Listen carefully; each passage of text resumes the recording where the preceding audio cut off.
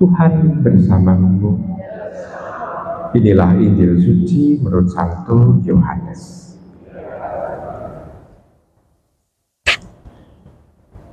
Pada hari raya Pentapisan Bait Allah di Yerusalem, ketika itu musim dingin, Yesus berjalan-jalan di Bait Allah di Serambi Salomo, dan orang-orang Yahudi mengelilingi dia dan berkata kepadanya, "Berapa lama lagi engkau membiarkan kami hidup dalam kebimbangan? Jika engkau Mesias, katakanlah terus terang kepada kami." Yesus menjawab mereka, "Aku telah mengatakannya kepada kamu, tetapi kamu tidak percaya. Pekerjaan-pekerjaan yang kulakukan dalam nama Bapa-Ku, itulah yang memberikan kesaksian tentang Aku. Tetapi kamu tidak percaya, karena kamu tidak termasuk domba-domba-Ku. Domba-domba-Ku mendengarkan suara-Ku, dan Aku mengenal mereka, dan mereka mengikut Aku. Aku memberikan hidup yang kekal kepada mereka, dan mereka pasti tidak akan binasa sampai selama-lamanya, dan seorang pun tidak akan merebut mereka dari tanganku.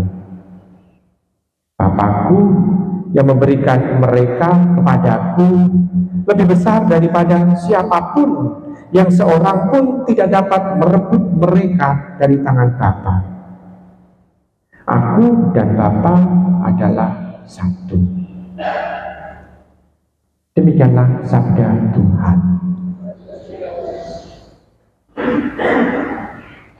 Kita mendengar dalam bacaan Injil hari ini tentang sebetulnya kesatuan Tuhan dengan Bapa, dan kita bisa melihat Tuhan sebetulnya di sana ada di dalam situasi kalau bisa dikatakan konflik, ya konflik, tapi kita bisa melihatkan komunikasi gitu saja yang lebih positif, karena konflik kan nadanya negatif. Lalu kita bisa melihat komunikasi dengan orang-orang Yahudi. Dan jawab Tuhan ada sesuatu yang luar biasa, bahwa untuk bisa melihat siapa dia, lihatlah dari sikap hidupnya. Ibu, bapak, saudara terkasih, ini juga senada dari bacaan pertama. Orang Kristen disebut pertama kalinya di Antioquia karena dia pengikut Tuhan. Jadi cari cara hidupnya itu langsung disebut siapa dia. Nah, Tuhan Yesus sebetulnya mau mencelikkan mata orang Yahudi. Kalau mau tahu tentang siapa dia, lihatlah cara hidupnya. Kalau orang mengatakan kita itu adalah yang dikasihi Tuhan dan yang mengasihi Tuhan, tetapi sikap hidupnya itu penuh dengan kekerasan, dengan penindasan, bahkan semena-mena, apakah memperlihatkan identitas bahwa dia mencintai dan mengasihi Tuhan? Tentu jawabannya adalah tidak.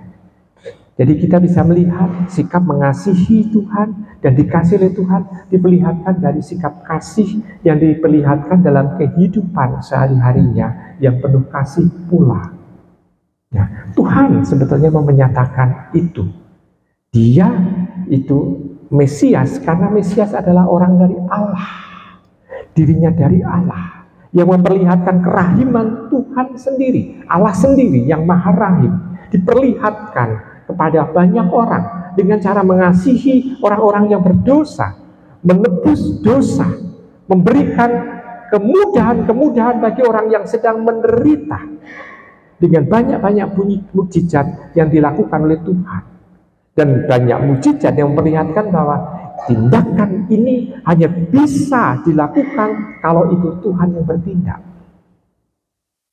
Orang sakit kusta, orang yang sudah mati dibangunkan, ini kan memperlihatkan tindakan bahwa Tuhan sendiri yang hadir. Maka Tuhan itu mengajak orang-orang Yahudi itu untuk melihat sikap apa yang sudah dilakukan oleh Tuhan dalam kehidupan sehari-harinya, dan juga warta. Itu semua hanya bisa dinikmati oleh orang yang dekat dengan Tuhan. Warta dan mujizat.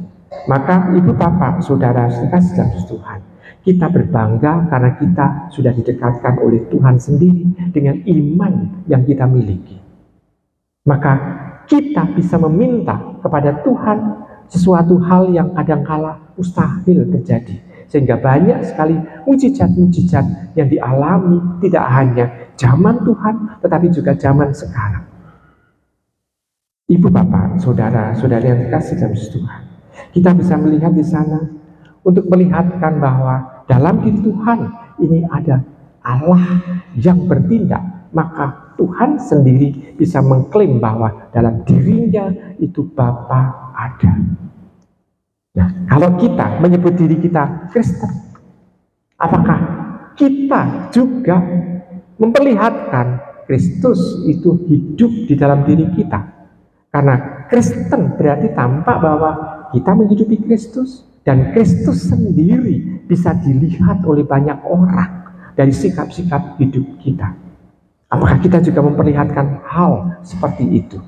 Nah, ibu, bapak, saudara terkasih, dengan demikian ini adalah ajakan bagi diri kita supaya kita bisa memperlihatkan Kristus dalam kehidupan sehari-hari kita, supaya setiap orang bisa melihat bahwa Kristus walaupun dia pernah mati di salib, tetapi tetap hidup sampai sekarang, bahkan hidup di dalam kehidupan kita.